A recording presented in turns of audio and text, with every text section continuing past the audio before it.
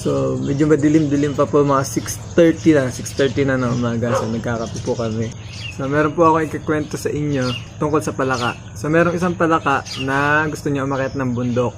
Ngayon, yung palaka na to, dinidiscourage siya ng mga ibon, ng ahas, at ng iba pang mga hayop, malilikse, magagaling, dinidiscourage siya. So, sabi nung ibon, hindi ka naman makakaakit dyan, napakaliliit ng galamay mo, dahil siya ng discouragement. Bingi pala yung palaka, bingi siya, kaya akala niya dun sa mga discouragement na sinasabi sa kanya, is akala niya kinicheer siya. Kaya yun yung naging motivation niya para makaakyat ng bundok.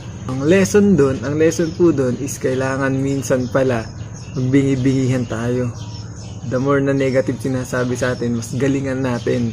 Mas galingan natin sa buhay, hindi para sa kanila, kundi una para sa Lord, sa family natin, at syempre sa sarili natin. Patuloy tayo maniwala na may positive sa lahat ng